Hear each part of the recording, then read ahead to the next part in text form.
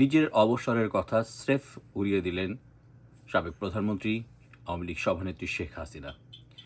স্পষ্ট তিনি ডাক দিলেন সরকার উৎখাতের। হ্যাঁ, দীর্ঘ প্রতীক্ষিত সেই সাক্ষাৎকারটি ফরেন করেসপন্ডেন্টস অফ ইন্ডিয়ার আয়োজনে অনুষ্ঠিত হলো। যদিও ভিডিওতে আসার সরাসরি কথা থাকলেও শেষ মুহূর্তে তা অডিও বার্তায় রূপ নেয়। তবে আয়োজকরা বলছেন খুব শিগগিরই সরাসরি আসবার ক্ষেত্রে যেই নিয়মগুলো দরকার সেটি পূরণ করি শেখ হাসিনা আবারও সরাসরিতে আসছেন। তবে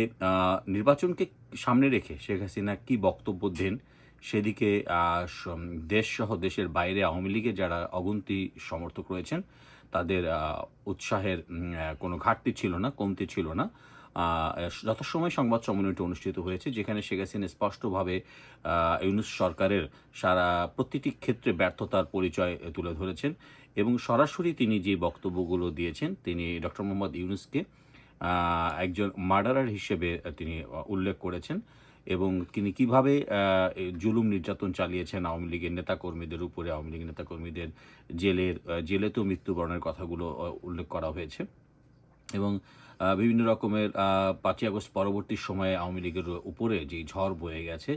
সেটি ডক্টর মোহাম্মদ ইউনূস অধীনে কীভাবে হয়েছে সেটি বলা হয়েছে এবং পাশাপাশি ডক্টর মোহাম্মদ ইউনূস একজন অনির্বাচিত সরকার এবং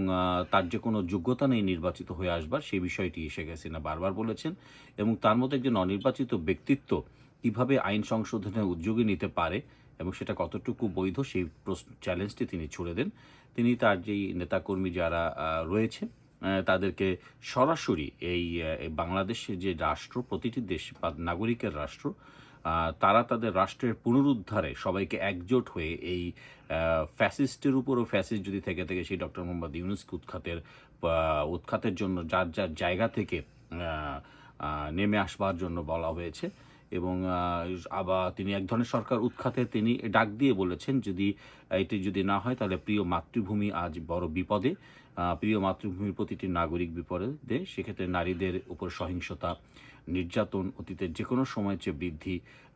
প্রতিটি ক্ষেত্রে ভয়াবহ অর্থনীতিকে পঙ্গু করে একেবারে ছেড়ে দেওয়া এবং শেখ হাসিনা বারবার যেটি বলেছে যে এই সরকার হচ্ছে বিদেশি স্বার্থের জন্য একটি পুতুল সরকার। কাজেই বাংলাদেশকে বিকিয়ে দিয়ে, বাংলাদেশের সব স্বার্থকে জলাঞ্জলি দিয়ে ডক্টর মোহাম্মদ ইউনূস বাংলাদেশের ইতিহাসে সবচেয়ে কলঙ্কতম ব্যক্তি হিসেবে চিহ্নিত রয়েছেন। কাজেই এই কলঙ্কতম ব্যক্তির উৎখাতে বাংলাদেশকে মুক্ত করতে বাংলাদেশের প্রতিটি নাগরিককে দলমত নির্বিশেষে হাতে হাত রেখে একযোগে উৎখাতে সবাইকে এগিয়ে আসার কথা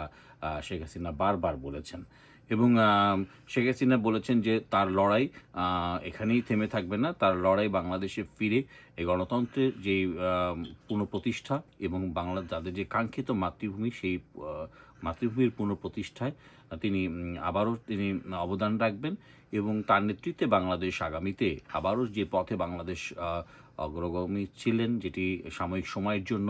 ডক্টর মোহাম্মদ ইউনূসের মতো ফ্যাসিস্ট সরকারের কারণে বাধাগ্রস্ত হয়েছিল, সেটি বাংলাদেশের জনগণই সেই সরকারকে উৎখাত করে শেখ হাসিনার নেতৃত্বে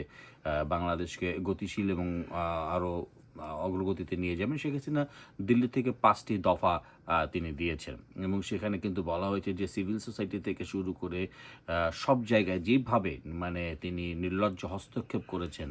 যেভাবে তিনি বাংলাদেশকে একটি কৌতুকের সামগ্রীতে নিয়ে গেছেন, বাংলাদেশকে ধ্বংসের দ্বার প্রান্তে নিয়ে গেছেন, বাংলাদেশকে ধ্বংসের চূড়ান্ত সীমায় তিনি পৌঁছে দিয়েছেন।